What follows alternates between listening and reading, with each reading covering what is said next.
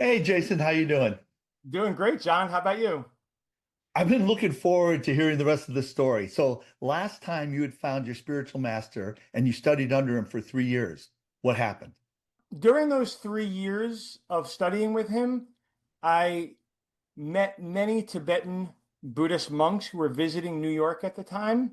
So I was getting all these great teachers just coming to New York, because only like the very high accomplished ones would get a chance to kind of travel. So I get a chance to meet all these great ones. And so I was doing this for a while.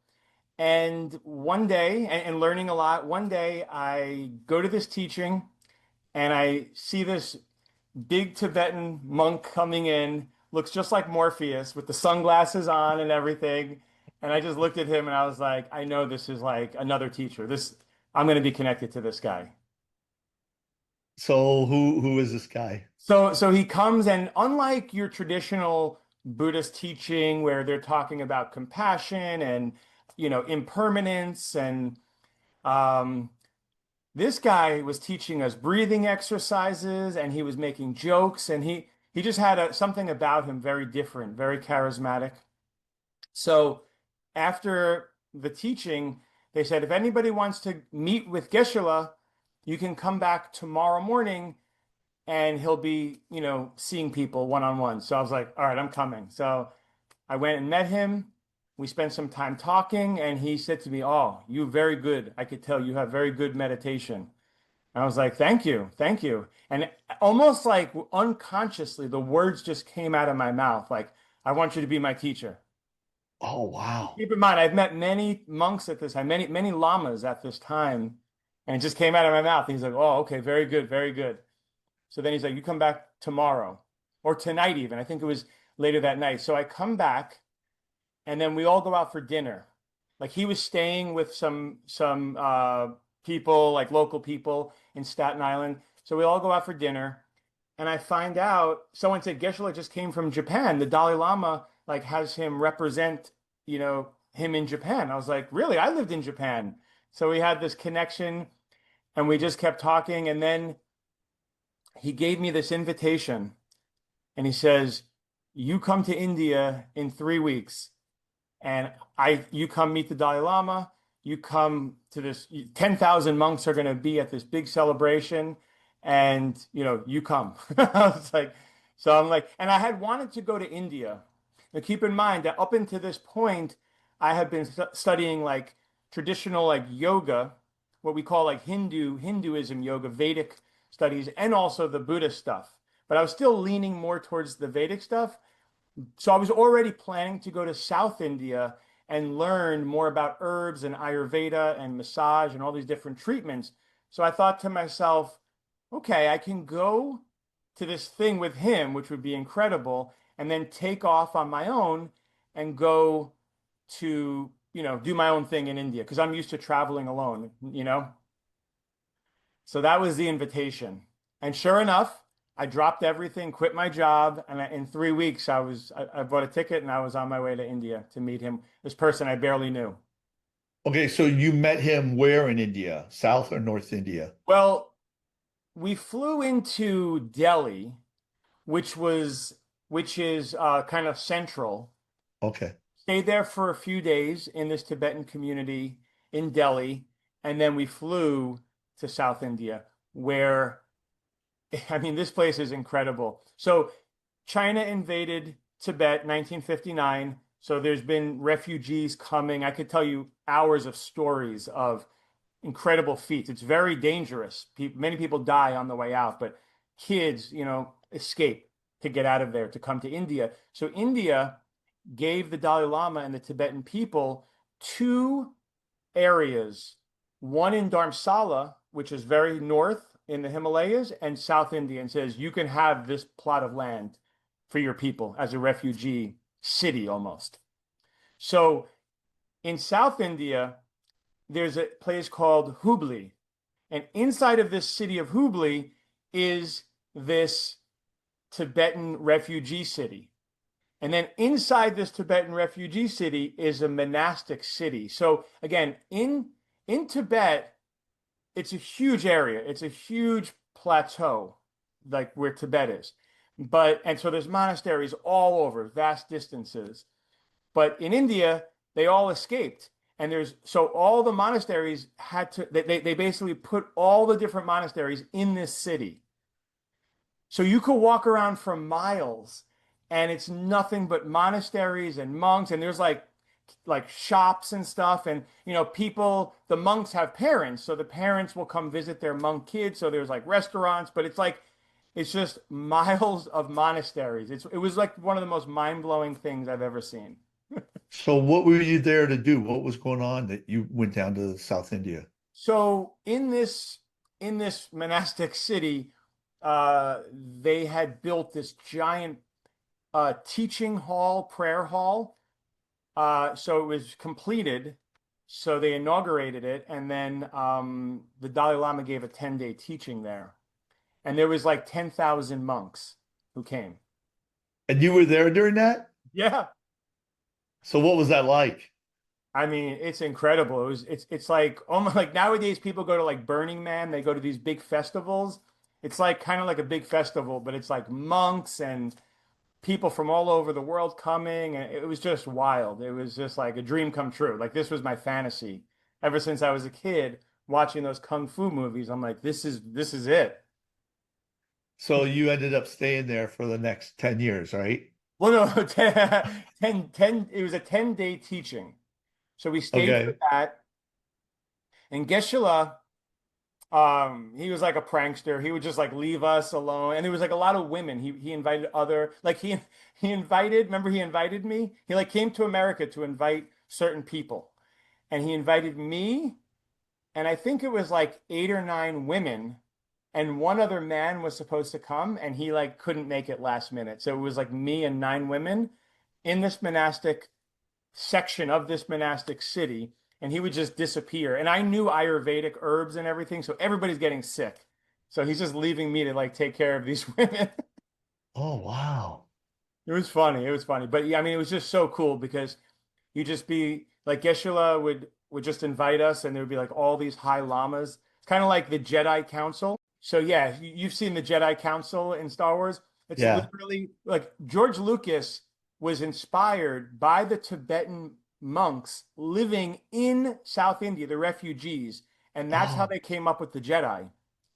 It was based on the Zen Buddhist monks and the Tibetan Buddhist monks, and the character Yoda is directly based on a particular Buddhist Lama who had like big ears. I can show you. So this is what it was like. I'm like literally living my fantasy. Like there's like all these lamas. I'm drinking tea. They're all speaking in Tibetan. I don't know what they're saying, but they're like they're looking at me like, and he introduces me as like this meditation master. And I'm like, what? It's like the red carpet was just like laid open for me. so that was 10 days of that. And then your plan was to go off by yourself in the South and do your thing. So what did you end up doing after 10 days? So we get together. A lot of the people, the women who came in the group, they were only staying for the 10 days and then they were leaving. There was a few who were staying. So he says to all of us, he's like, if you want to come up to North India, I'll give you teachings. He said it to me because I was staying for like 4 months. I was just like gone for 4 months. Because if I travel, I'm gonna like live. I'm not gonna, I quit my job. I saved up for this. So he's like, so I think two or three of the women came up north. Also, we're already going to go up north with him for like a week. But I had other plans. But then he's like, you come up north with me? And I was like, oh, I kind of have other plans. He's like, no, you should come up. I give you many teachings. I was like, okay. So I just decided to come up north. Keep in mind, North India is very cold in the Well, this winter. is December. This is Yes, December, exactly. right? People think Okay.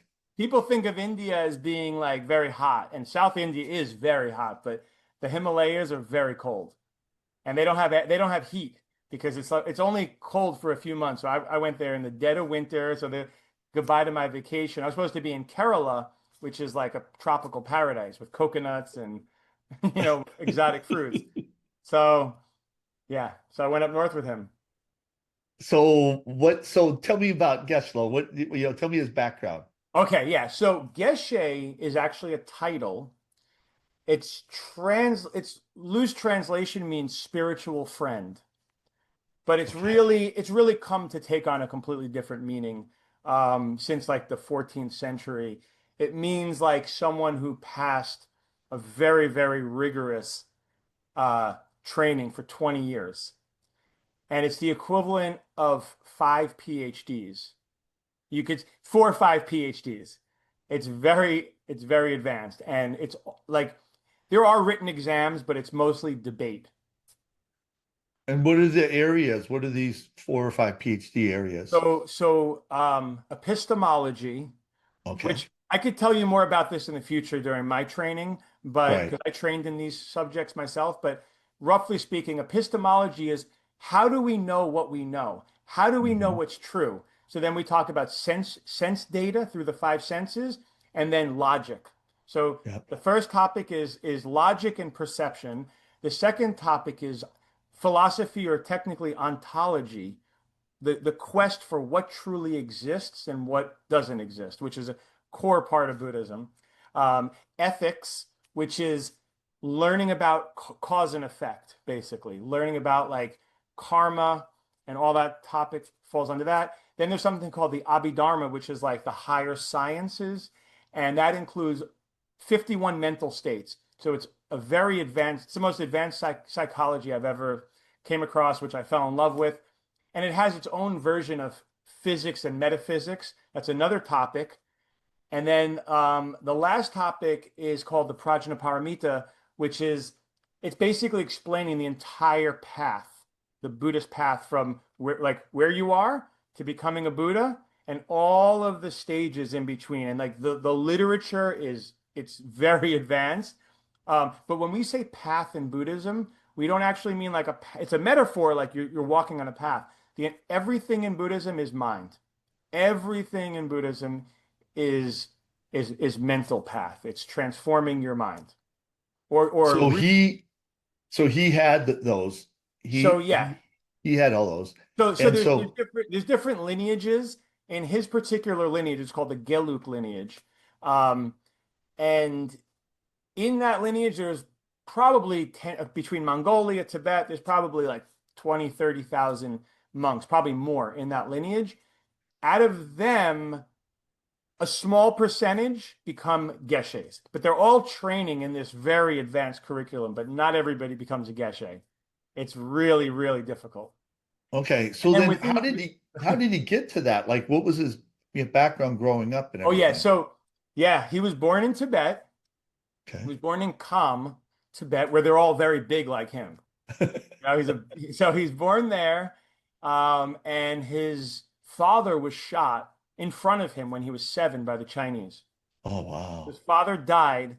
A month later, his mom dies from just like depression and heartache.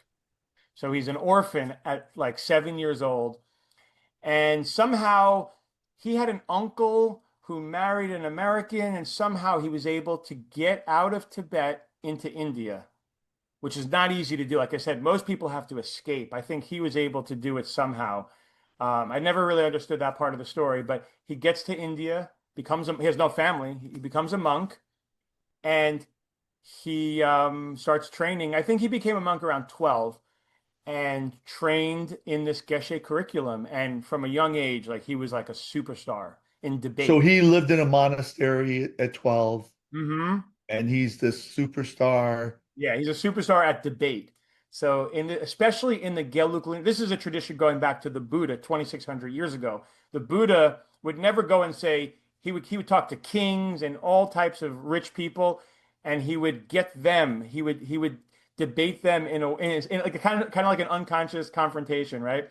He would get them to realize their flaws. So the concept of debate is it goes back. It's kind of like Socratic method. It's the whole Buddhist. Every Buddhist teaching is a dialectic. It's never so that tradition carry like really in this lineage particularly, debate is really it's a huge part of it. And a lot of other lineages like you guys are crazy. You should be meditating. You're debating for 20 years, but the argument back is like this is sharpening your mind until you if you don't know what if you can't know the object of meditation through very sharp logic, there's no point in meditating. That's kind of like the argument. So it's there's I like this Geshe that he likes to argue. I think the Guluk, is that what you said? Geluk, Geluk. Geluk. I like the Geluks already, so Yeah. that sounds good. So what does he do for a job? I mean, he's just traveling around. What's he doing? So yeah, like basically when you become a geshe, you have many options. Like you basically your life is set. You could run a monastery, you can become like a head teacher, but in his case, his teachers and his propensities brought him to travel the whole world. So he got to travel for a long time. Uh, Asia, Europe, America. So he just traveled and had a connection with Japan, lived in New York for a while. And so yeah, setting up kind of teaching centers in different places. And he found his in Switzerland and Paris is like his and Japan are like his main places now. I'm trying to get him to come here. He doesn't want to come back to America because he came here once and they gave him a problem, like he didn't have insurance or something. So he flew all the way over here and they made him fly all the way back. So after that, he doesn't want to come back here. So does he is you said some of these Geshes can run monasteries? Does he run a Yeah. monastery Yes, or he has a monastery in South India. That's where I stayed when I went with him. okay. Um, so in this so he's from the Geluk lineage. In the Geluk lineage, there's three sub schools, and his sub school is called Drepung. And under Drepung, there's many monasteries. So he has a monastery, his own monastery under Drepung. How many monks are we talking about? Last I heard, it was like 800 or something. Okay. Yeah, so Okay. he's like a father to like 800 monks. Like, Okay. yeah, he's like a CEO. He's like he's a fundraiser. And would you say he's a well-known Geshe? Actually, like, there are these many celebrity uh geshes. He's not a celebrity. Okay. He hasn't written any books. He doesn't do a lot of social media. Yeah. He's kind of like me. That's why I'm saying we have such an affinity. How like I'm not interested in the fame. I just want to find the people who appreciate the teachings and But he's just a great arguer. oh yeah. And the funny thing is though, part of the training though, because it's even deeper than that, because he finished the curriculum. He became a Geshe Larampa, which is even amongst the Geshes, there's three levels. Geshe Larampa is the highest of the three levels. And this is like literally like a kung fu tournament. Like it's like it's like when you see these kung fu tournaments, like people fighting, that's really modeled after these like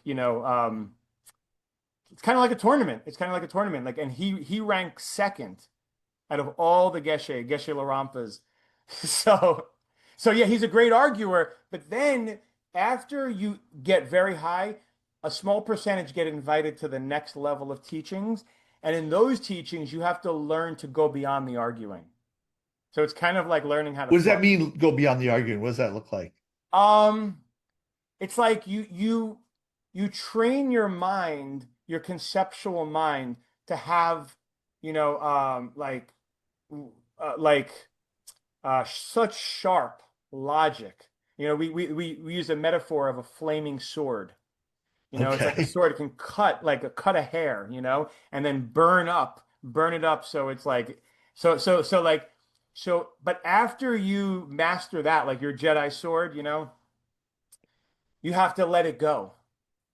You have to realize that the ultimate nature has been within you. So you have to uncondition all of that debating and actually learn to just rest. But it's like you have to like the idea is that you want to train your mind to be that sharp, and then having done that and letting go, you really have you sink into the truth. Like the Wow. truth, like the ultimate truth, you can't reach it through logic, Okay. but but the logic takes you to the point, to the limitation of the conceptual brain, of the brain. It takes you to the limit of what the conscious brain can do, and then it's easy to go beyond it because you see the limitation. That's amazing. This is such advanced stuff. And this is the Geluk lineage. There's three other lineages, and they each have a different approach to getting to that ultimate point. I love this approach. I know you So would. I gotta tell you, I'm all in. I'm all in on this. So what was working with him like? Okay, yeah. So like I said, even when we were in South India, he was disappearing. We go up to North India, and and there was other people around, so we're just, just traveling around this place called Dehradun in North India, and and then everybody leaves, and I'm like, okay, I'm ready for the teachings now. And he's like, oh, tomorrow we start. I'm like, okay. The next day comes. I'm like, okay, I'm ready for the teaching. He's like, oh, first we have to get a coffee. So we're in the coffee, and I'm like, okay, we're going to talk about the teachings in the coffee shop. And we're drinking coffee, and he's asking me, how come you don't make more money? Like, what do you like? He's just talking business and nothing to do with Buddhism. And I'm like, what is going on? And this was happening day after day after day. Like, I'm just waiting for the teachings, and um, eventually the teachings came. But this approach is very common in our tradition. There's a really famous story of a guy named Milarepa, who this is around the 11th century, and he came from a wealthy family. His father died, and then his uncle stole all the money from his mother and him and his sister, and made them basically slaves. So his mother, like, said, go off and learn some black magic and use it to kill these people. So he did. He created a hellstorm during a wedding and crushed all of them. So then afterwards, he felt so terrible. He's like, I'm, horrible. He went off to find a teacher to help him. And he met many teachers, and none of them could help him. And then he heard the name Marpa. Again, this is very common in our tradition. Just like when I met Jim, it's just or when I met Geshe, like he heard the name Marpa. He's like, I know that's my teacher. So he set out to find Marpa. And he finds Marpa, and he's like, I've come to, receive the teachings, devote my entire life to you. Like, I have nothing to live for. And he's like, okay, you build a tower for me, and I'll give you the teachings. So he spends like 2 years building a tower. And after he finishes, and Marpa didn't give him a single teaching. Afterwards, he said, nope, the tower's wrong. Take it down and start again. So he did this for 7 years, like hard labor. And there were other students around Marpa all receiving teachings. So, you know what I mean? He's like, I'm such a despicable person. I'm so terrible. And he wanted to kill himself so many times. And finally, Marpa's wife was like, he's like, I can't take this anymore. And she went and begged Marpa, give him the teachings, give him the teachings. And finally he did. And then he received the teachings. He went off into a cave for many years and was connected to Marpa. Even while he's in the cave alone, he felt connected. And the story goes, Marpa always knew he was going to be his best student. Even though he made him, tortured him for 7 years while the other people were receiving teaching, he knew that was his best student. But he also knew that he had all that bad karma from killing those people, that he needed to go through that. So he Oh, expedited his karma by putting him through that. nice. So you didn't have to do this for 7 years. About how No, long I did had you to have do to it. go? I had to, again, it was to my limit. Because again, keep in mind, like I gave up everything, my life, basically no idea what was going to happen when I came back. I was, it's all my savings to come here. And now I'm starting to realize after about like 10 days, 2 weeks, I'm starting to realize like this guy is a con man. Like like I know he's a geshe, but maybe he just has no intention to teach me.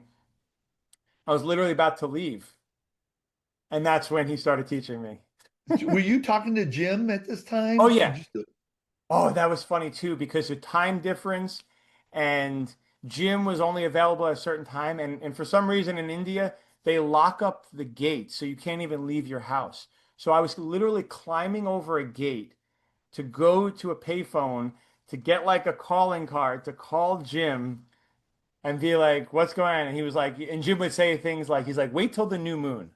And then if he doesn't give you the teachings by the new moon, then you should go, kind What of you're thing. telling Jim I'm getting scammed, and he's Yeah, saying, "Wait for the moon, new moon." yeah, yeah.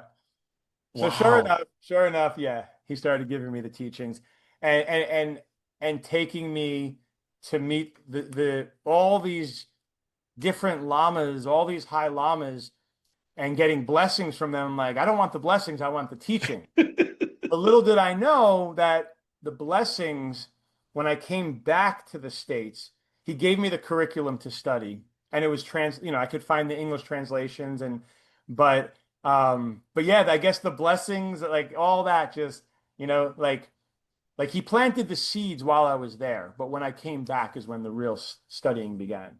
And you came back after 4 months? I came back after 4 months with him, yeah. So you lived in a monastery there for 3.5 months. You lived there. Well, I lived in South India. I was there for like 2, 3 weeks in the monastery. Okay. When I went to North India, he had his own place. Remember, he's a geshe, so there was multiple monasteries near his house in North India. So we were in the monasteries, out of the monasteries, in the coffee shops. So So was there, that like was it I mean, like living in a monastery? it's like a I dream. mean, I've never been in a monastery, so tell me what Yeah. life is like in the monastery. No, it's like, I mean, to me, it was a dream come true. This is my fantasy. I couldn't believe this was happening, um, and then strangely, it felt more like home than any place I've ever been. Because keep Wow. in mind, I went to Japan, I went to Asia. Asia always felt more familiar to me, and I did feel at home in Asia. But, you know, like I said earlier, Japan is a modern, it's like a Western country. So I never really didn't really fulfill like that desire I had. Um, whereas um, when I in the monastery, living in this Tibetan culture, like I was going to say, like growing up in America, I never resonated with the American culture. I still struggle with it. This individual, this what do they call it? The rugged individual, Yeah. like you got to do good in school so you can make a lot of money and you could be number one. It was always like trying to be number one. And that never, it just like I could perform good, but it just was never fun for me. Whereas in the monastery, we're all on this huge mission.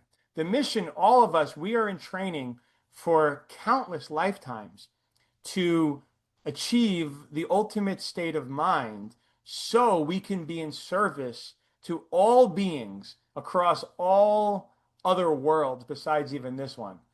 So we have the biggest, loftiest goal possible. Um, so that is a powerful, yeah, like North Star. And keep in mind, a lot of these monks, I would say the majority of them are going through the motions, because in Tibet, in the Central Asia, like being a monk is very prestigious for your family. So a lot of families will send like their second kid to become a monk. Okay. Very common for a family to have like three monks, or a nun. Okay, so this makes sense why there were thousands of monks Oh and yeah, it's like one out of why is everybody doing this? at one point in Tibet before China invaded, one out of every six people in Tibet was part of the monastic system. Wow. Which is great if you think about it. Like I really one of my dreams, goals is to create a monastery because it gives 18-year-old men who have a lot of energy, like they can go to college, they can go like that traditionally they send them off to war to die, but this was a different option. Now you can master your mind. So that's amazing. So you're in this monastery. You're in it though, right? You're Yeah. like this is your dream. Mm-hmm. You're in it to win it. You're in it Waking up at 5 a.m., taking cold showers. Yeah. to do it all. And not everybody is in there to do it all, but some are, but you are. You're Oh like yeah. really in I this. mean, that's the thing that everyone's always told me is like you have you have nothing going for you. Like you're not a monk. Like, well, in the sense that like your family doesn't understand this. You have to Okay. make your own money to do this. Yeah. And you're doing it whereas these people, like if you're Tibetan, you want to be a monk, like you never have to work a day in your life. You could just basically get by for the rest of your life. You get a free lunch, as Robert Thurman calls it. You could have a free lunch for the rest of your life. Wow. So for them, it's easy. And again, don't get me wrong. Some of these monk lamas are incredibly, like, I mean, masters. Like they take it very serious. But for me, yeah, they all saw in me like the sincerity, like how thirsty I was to receive this, and that more than my intelligence and my gracefulness was what the teachers always see in me. So the thirst for these teachings, that's the thing that really was your biggest ability, and that's And, the thing that drove them. and the teachings, not just the teachings, but the result of the teachings. Because again, the Four Noble Truths of the Buddha is admitting the first one is like to acknowledge your suffering, right? And then the second is to eliminate the root of the suffering. So for me, like I was like, I understand suffering, like I had been through some hard stuff. So I was like, I'm all in. Like I see no point in life. Remember, I was going to kill myself before I met Jim. Like I know, like, yeah, like I want to see if the Buddha's if what he says is true, that you can end suffering forever. Like I want to see if this is possible. Right. So Remember, Geshe-la, I was living in New York City. I had a good job. I was making a lot of money. I could have done everything, and I saw that wasn't happiness. right, So it was suffering everywhere I looked. So yeah, right. that's the So prime student. Jim was your spiritual master, Yeah. Geshe-la was your emotional master. Hmm. So t talk to me about the emotional connection, let's say, that you felt during that time. Yeah, I mean, that's the thing about Geshe-la. Like, he's got 800 students. He's got all these people he's met all over the world. And, like, he makes you feel like he asks you personal questions. He remembers things. He makes fun of you a lot. He's really like a prankster. He's like he's like kind of like a Mr. Miyagi kind of character. And but yeah, you could just feel like he literally has trained himself meditating on love and compassion for so long that even when he's teasing you, even if it's hard love, you could totally feel the love. And plus, again, for me, this always made sense. Like the monastic situation, like the whole Buddhist and the monastic thing was my fantasy. And then I'm there, and I felt more myself, more home than I've ever felt in my life. Being in the monastery and him being the one who brought me there, being my connection. And remember, I had met other lamas before him, but yeah, with him it was a very personal connection. you know, there's a vast network. Like I said, there's different lineages, and each of these lineages has their own like kind of politics. But again, it's very, I wouldn't call it like communist. It resembles communism, but it's not like your typical communism. It functions very well, and and it's survived for again thousands of years. So there is like this there is even with the four different lineages that survived China's invasions, it's still surviving in India and now in the West. They have monasteries all over. But then there's also the lineage is incredibly important. This is, you know, like Geshe-la, the teachings I received from Geshe-la, we can trace his teacher and his teacher's teacher of every single one of the particular teachings. We have a very precise lineage. This is very important that it's not just I read this book. It's like this person spent 3 years, 10 years studying with this person all the way back to the Buddha. Wow. So yeah. So when I was with Geshe-la, I told him I have a teacher named Jim. He's like, "What's the lineage? What's the lineage? Lineage is everything, you know." So that there's like, yeah. So you really, it is such a powerful thing to feel that connection with your lineage. You could think back 1,000 years. This guy was having, even though we come from completely different cultures, he was having the same feelings I was having about what's the point of life. And he was studying, and then he met his teacher, received these teachings, transformed himself, and then passed them on to the next generation. And keep him, every generation's changing. So the teachings, you know, the core of the teachings don't change, but they adapt for the different times. So there's this emotional connection on two levels. You have a connection with the community you're in. That's Exactly. that nurse you were talking about. Exactly. And then you have this connection, I don't know if spiritually, if you want to say it, but this lineage. You have this Mhm. emotional connection. You just explained it to somebody 1,000 years ago who was sitting in the same position you were. So this does sound like it really was Geshe was your emotional master. This was the emotional experience. Absolutely, absolutely. Like if you think about it, you know, again, we train ourselves. It's called bodhicitta, the heart of enlightenment. You're really thinking about all beings. So you could imagine in my lineage and the lineages of teachings I've received, that person 1,000 years ago is thinking 1,000 years ahead. I want these teachings to survive, and I'm very careful. I'm going to pass them on, and yeah, it Wow. really is love. In Buddhism, the definition of love is wishing another being to have happiness, true happiness, and the causes of happiness.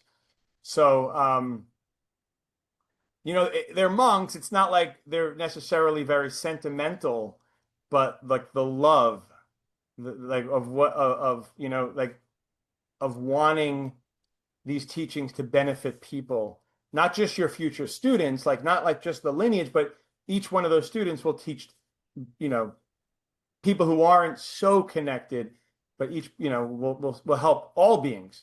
That's really the goal everywhere you go. When you become a Jedi, when you become part of this Jedi order, you're there to protect everybody. Even if they treat you like terrible, you're still supposed to love them and protect them. Right. So this fits perfect then because Jim was your spiritual master and we looked at the three questions in the fire part of the Wheel of Right. Bliss. And so now Geshe is your emotional master. That's the water in the hmm Wheel of Bliss. And so if we look at those three questions, the received question is how you feel loved and connected, how Right. you feel that someone cares for you. So how did Geshe help you feel loved and connected? Again, it's like, he met me where I was at. He invited me into the monastery, gave me the teachings. But yeah, again, it's like he has a special quality of just just a type of friendship, like it's a different type of thing. Like here, people are, into their own like, ego and stuff. Whereas with him, you just felt like he really wanted me to be happy. Right, and he did give you kind of your fantasy. You always wanted to be in a Exactly. monastery. He gave you that, so that's awesome. So the second question is what you give, Right. what you give to someone else, how you love them. So how Right. did you love Geshe back? So with Geshe, there's the devotion of, showing up and showing respect for him and always thinking about him. And every opportunity I could, I was cooking for him. Oh, nice. Yeah. So like, and he had a niece who had cooked for him, and she got very jealous that I was wanting to cook for him. Well, you have all this grandma background. So Exactly. And I yeah, learned you from must. her. I learned Tibetan food from her. Oh, you did. Yeah, of course. Nice. Yeah. Nice. That's amazing. You traveled all over the world to learn how to cook. This is like he's getting the best cook in the world. That's amazing. And with the limitation, I remember I made like salad, and they don't eat a lot of salad. They don't have a lot of vegetables up in Tibet. Okay. Keep in mind, it's so high in the Himalayas. They have barley. Very few things grow up there. So but now he likes salad, which is really funny. He takes pictures and And he's in then Paris. He takes pictures and sends me pictures of salad. nice. Nice. And then the third question is the community, how people are able to give and receive or love each other. So, Yeah, so yeah, me and him, like, we'll talk more about it next time, but after coming back to America, I after I left, I didn't see him again for about 5, 6 years. I came back to India, and then I haven't seen him again in person since then, since 2013. But we always talk. Like we go on WhatsApp. We do video calls, and So yeah, it's like a real, like him and Jim, I've had these very long fellowships with. That's amazing. So you come back to America in March of Yeah. 2008 to Hmm. begin taking your place in the lineage. Yes. So are we going to talk about that next time? Absolutely. Oh, Absolutely. I can't wait to hear. I can't wait to hear about you becoming a llama. So that sounds amazing. Thank you so much. Oh, my pleasure. That's going to be fun. Well, this is great. Can't wait Awesome. to talk to you next time, man. All right, John. Thank you so much.